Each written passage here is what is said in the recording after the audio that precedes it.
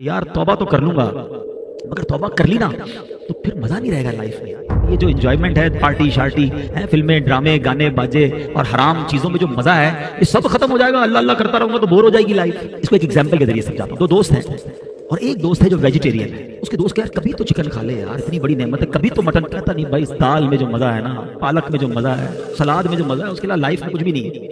एक दिन दोस्तों ने प्लान किया, उसको पकड़ा और जबरदस्ती उसको चिकन खिला दिया।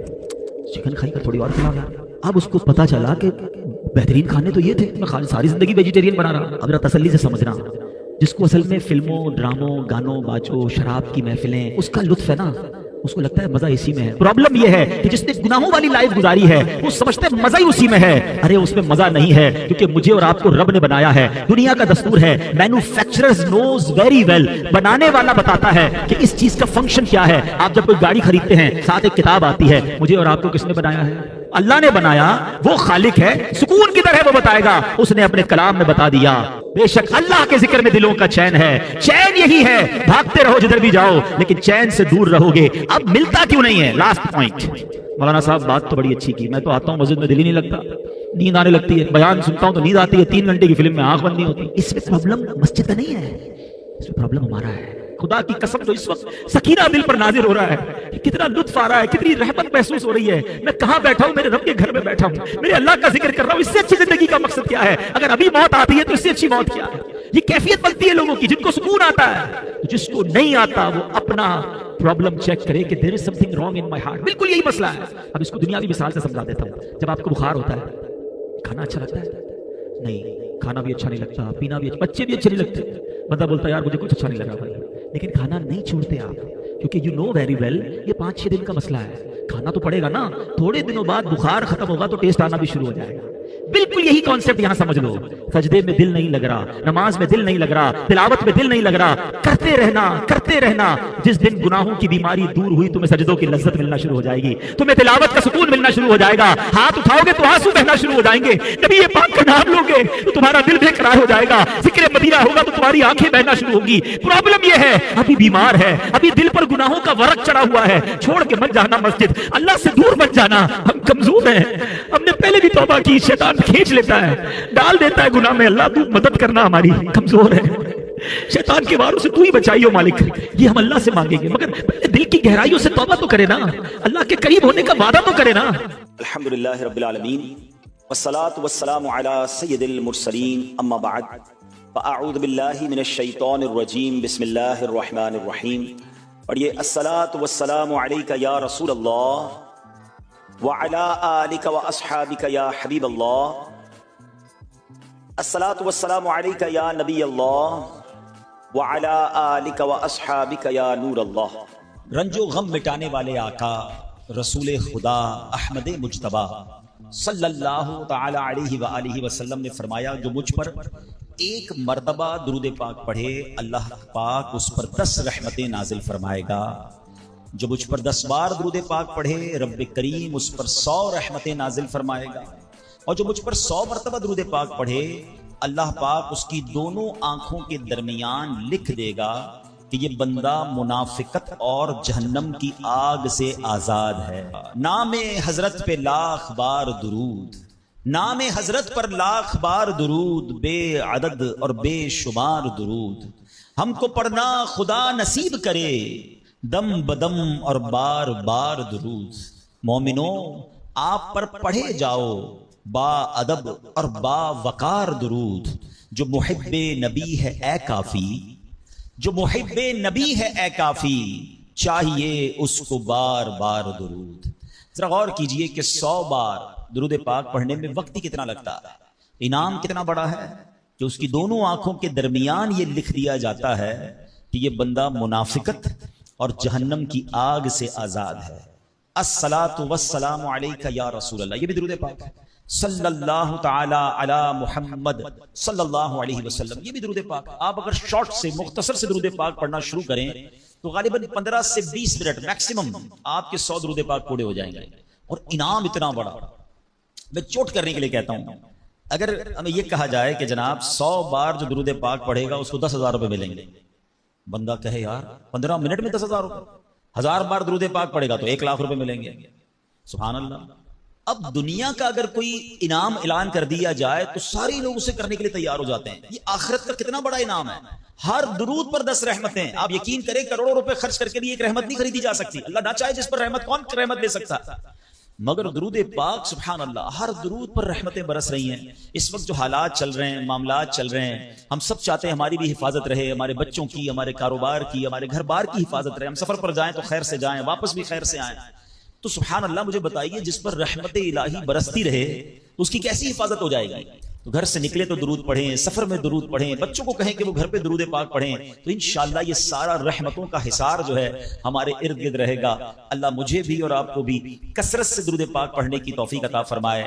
آئیے مل کر محبت کے ساتھ بآواز بلند درود پاک پڑھ لیں. صلو علی الحبیب صلی اللہ تعالی علی محمد صلی اللہ علیہ وسلم. نبی کی شان میں ہو جس قدر درود پڑھو, محبوں پاؤ گے جنت میں گھر. درود پڑھو, ہزار درد کو یہ ایک دوا کفایت ہے, ہزار درد کو یہ ایک دوا کفایت ہے, جو پیش آئے ذرا بھی خطر درود پڑھو. ایک بار پھر درود پاک پڑھ لیں. صلو علی الحبیب صلی اللہ تعالی علی محمد صلی اللہ علیہ وسلم. میرے پیارے اسلامی بھائیو, علامہ ابن حجر رحمۃ اللہ تعالی فرماتے ہیں درود پاک ایک نیکی نہیں ہے. سبحان اللہ, ہم درود پڑھتے بعضوں کا سمجھتے ہیں ایک نیکی کمال, یہ کئی نیکیوں کا مجموعہ ہے. درود پڑھنے سے ایمان تازہ ہوتا ہے, یہ ایک نیکی. درود کی برکت سے نبی پاک علیہ السلام پر یقین بڑھتا ہے, یہ دوسری نیکی. درود پاک پڑھنے میں تعظیم مصطفیٰ ہے, رسپیکٹ آف رسول اللہ صلی اللہ علیہ وسلم ہے, یہ تیسری نیکی. درود پاک پڑھنے سے آخرت پر ایمان پکا ہوتا ہے, یہ چوتھی نیکی. درود پاک میں نبی پاک علیہ السلام کے احسانات کا ذکر ہے, یہ پانچویں نیکی. اور درود پاک میں نیکوں کے سردار مکی مدنی تاجدار صلی اللہ تعالی علیہ وسلم کا ذکر ہے, اور نیکوں کے ذکر پر رحمت اترتی ہے, یہ چھٹی نیکی ہے. آئے ہائے, نیکیوں کا انبار لگ جاتا ہے اگر بندہ درود پاک پڑھنے والا بن جائے. اللہ مجھے اور آپ کو کثرت سے درود پاک پڑھنے کی توفیق عطا فرمائے. ایک بار پھر درود پاک. صلو علی الحبیب صلی اللہ تعالی علی محمد صلی اللہ علیہ وسلم. ایک واقعہ بڑا مشہور واقعہ ہے اور قرآنی واقعہ ہے. کئی بار ہم نے سنا ہوگا. ایک عظیم خاندان کی یاد بہت زور سے, بڑی زور و شور سے دنیا بھر میں اس کا ذکر شروع ہو جاتا ہے, اور وہ عظیم خاندان ہے حضرت ابراہیم علیہ نبینا علیہ السلام کا خاندان. حضرت ابراہیم کی یاد ہے, حضرت اسماعیل کی یاد ہے, بی بی ہاجرہ کی یاد ہے. مسلمان حج کو جا رہے ہیں, اس پہ بھی حضرت ابراہیم اور ان کے خاندان کی یادیں ہیں, اور جب قربانی کرتے ہیں تب بھی حضرت ابراہیم اور حضرت اسماعیل کی یادیں ہیں. کیا خاندان ہے. مگر ان واقعات سے جو آج بیان میں سے کچھ باتیں میں عرض کروں گا, اور اس کا مقصد کیا ہے انشاءاللہ وہ آگے بتاتا ہوں. ایک بادشاہ تھا نمرود. یاد رہے کہ دنیا میں 4 ہی ایسے بادشاہ گزرے ہیں جن کو پوری دنیا پر حکومت کرنے کا موقع ملا ہے. ٹھیک ہے, اس میں 2 ایمان والے تھے, 2 غیر مسلم تھے. جو ایمان والے تھے وہ حضرت سلیمان علیہ نبینا علیہ السلام, اور دوسرے حضرت ذوالقرنین رحمۃ اللہ تعالی علیہ. اور 2 جو غیر مسلم تھے, بے ایمان تھے, اس میں ایک تھا نمرود اور دوسرا فرعون. اچھا, اب نمرود جو تھا وہ بڑا ہی بدبخت تھا. ایک تو خدائی کا دعوے دار بھی ہو جاتا تھا, اور نمرود نے حضرت ابراہیم علیہ نبینا علیہ السلام کو بھی اپنی طرف بلانے کی کوشش کی کہ وہ بھی اس کی بات مانے. حضرت ابراہیم علیہ السلام اس کی بات نہیں مانتے تھے, وہ اللہ وحدہ لا شریک کی بات کرتے تھے. نمرود خدائی کا دعویٰ کرتا تھا. بڑے طویل واقعات ہیں کہ کس طرح نمرود کے دربار میں رہ کر حضرت ابراہیم نے حق کی دعوت دی. نمرود نے کہا کہ میں خدا ہوں, تو آپ نے فرمایا خدا تو وہ ہے جو زندہ کرتا ہے. تو نمرود نے کیا کیا, ایک بندہ جس کو سزائے موت سنا دی گئی تھی اس کو جیل سے نکال کے رہا کر دیا. کہا دیکھو میں نے بھی زندہ کر دیا, اس کی تو موت لکھی ہوئی تھی نا, سزائے موت ہو گئی تھی, میں نے اس کو فارغ کر دیا. آپ نے فرمایا اللہ تو وہ ہے جو موت دیتا ہے. تو اس نے ایک عام بندے کو پکڑا, اس کو قتل کا حکم دے دیا, اس کو مار دیا. کہ موت تو میں بھی دیتا ہوں. حضرت ابراہیم علیہ السلام نے کہا کہ میرا رب وہ ہے جو مشرق سے سورج کو نکال کر مغرب میں طلوع کرتا ہے, اگر تو خدا ہے تو مغرب سے نکال کر دکھا. اب اس کے پاس کوئی جواب نہیں تھا, یہ کیسے کر سکتا ہے کوئی. تو بہرحال کمال کا جذبہ تھا, کمال کا یقین تھا, اللہ وحدہ لا شریک پر ایسا یقین, سبحان اللہ. اب جب نمرود نے دیکھا کہ کوئی بات یہ ماننے کے لیے تیار نہیں ہے, تو ان بدبختوں نے یہ فیصلہ کیا کہ حضرت ابراہیم علیہ السلام کو آگ میں ڈال دیا جائے. اچھا, وہ کوئی نارمل آگ نہیں تھی, ایسی آگ نہیں تھی کہ لکڑیاں لگائیں اور جناب بندے کو ڈالنا ہے. ایک ایسی آگ تھی کہ جو اس وقت تک اتنی بڑی آگ لگائی نہیں گئی تھی, اور ایسی آگ تھی کہ کوئی پرندہ بھی اوپر سے گزرتا تھا تو وہ گزر نہیں پاتا, جل کے اس کے اندر کوئلہ بن جاتا تھا. اور ابراہیم علیہ السلام کو اس آگ میں پھینکا جانے لگا. دیکھیں آج بھی اگر کوئی جیل میں قید ہو نا, سزا سنا بھی دی گئی ہو, تو اس کو یقین ہوتا ہے کہ کوئی نہ کوئی راستہ نکل آئے گا, ضمانت ہو جائے گی. یہاں تک کہ سزائے موت کے قیدیوں کو بھی یقین ہوتا ہے کہ چلے کوئی نہ کوئی چانس ہوگا, کوئی سزا معاف ہو جائے گی, کوئی عمر قید میں تبدیلی ہو جائے گی. سنا ہے پاکستان کی جیلوں میں کئی سال سے لوگ ہیں سزائے موت کے قیدی ہیں, مگر ان کو سزائے موت نہیں ہو رہی. تو کوئی نہ کوئی یقین یا امید رہتی ہے. مگر حضرت ابراہیم علیہ السلام کو آگ میں پھینک دیا گیا, اپنی طرف سے اچھال دیا گیا. جبریل امین آئے اور آ کر کہا کہ اے ابراہیم کوئی حاجت ہے تو بتائیں.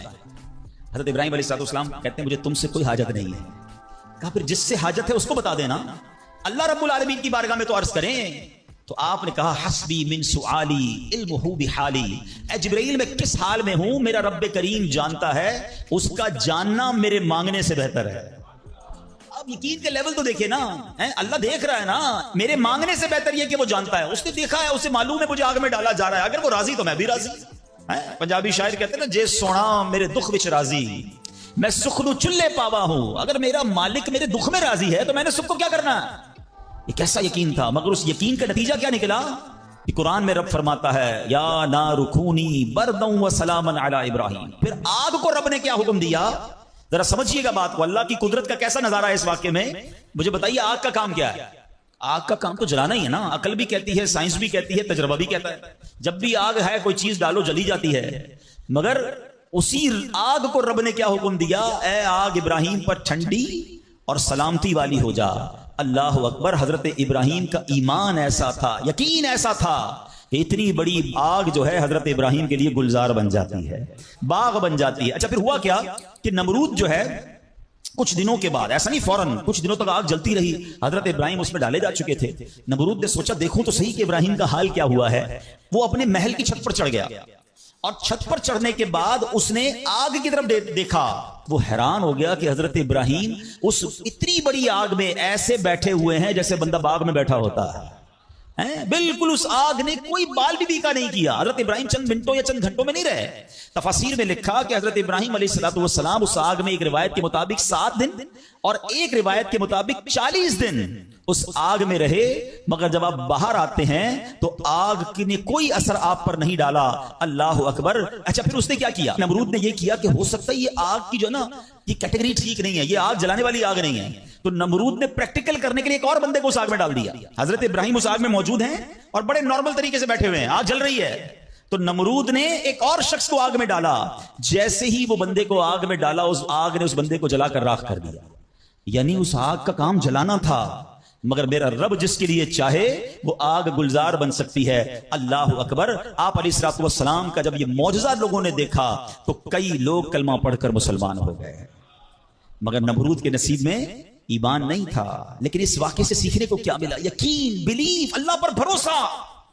اور اگر رب پر بھروسہ ہونا تو ایسے کام آج بھی اپنی آنکھوں سے ہم دیکھ سکتے ہیں. ہاں شاعر مشرق کہتے ہیں نا, اگر آج بھی ہو ابراہیم سا ایمان پیدا, there is only one condition, ایمان وہ چاہیے, یقین وہ چاہیے. اگر آج بھی ہو کیسا ایمان, ابراہیم سا ایمان پیدا, آگ کر سکتی ہے انداز گلستان پیدا.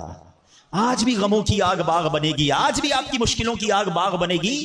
مگر پرابلم یہ ہے کہ یہ بھروسہ کہاں ہے, وہ یقین کہاں ہے اللہ پر. ڈگمگا گئے ہم لوگ, ہمارے یقین اور بھروسے ہل گئے ہیں. اللہ اکبر. آئیے ایک اور واقعہ سنتے ہیں. حضرت ابو مسلم خولانی رحمت اللہ تعالی علیہ, ان کو امت کا حکیم کہا جاتا تھا. بڑے کمال کی شخصیت اور بڑے عقل مند اور دانا تھے. آپ کے دور میں آپ یمن میں رہتے تھے اور آپ تابعی بزرگ ہیں. تابعی کس کو کہتے ہیں, جس نے کسی صحابی کو ایمان کی حالت میں دیکھا ہو اور اس کا خاتمہ بھی ایمان پر ہی ہوا ہو. تابعی, سبحان اللہ, وہ تابعی بزرگ تھے, یمن میں رہتے تھے. آپ کے دور میں ایک شخص تھا اسود انسی. اس بندے نے معاذ اللہ نبوت کا جھوٹا دعویٰ کر دیا اور ایک دن زبردستی آپ کو اپنے پاس بلایا اور پوچھا کہ کیا تم گواہی دیتے ہو کہ محمد صلی اللہ تعالی وسلم اللہ کے رسول ہیں؟ کہا ہاں بالکل, میرے آقا علیہ السلام اللہ کے نبی ہیں, سچے نبی ہیں, وہ میرے آقا ہیں, میں ان پر ایمان رکھتا ہوں. تو پھر وہ کہتا ہے اچھا یہ گواہی دیتے ہو کہ میں بھی اللہ کا رسول ہوں. حضرت ابو مسلم خولانی کہتے ہیں کہ میں نے نہیں سنا تم کیا کہتے ہو, یعنی سنا ہی نہیں, اس کی بات سنی انسنی کر دی. اسود انسی کو بڑا غصہ آیا, اس نے فوراً حکم جاری کیا کہ بڑی اور خوفناک آگ جلائی جائے. آگ جلائی گئی. ابو مسلم رحمت اللہ تعالی کو اس دہکتی آگ میں ڈال دیا جائے, حکم دے دیا.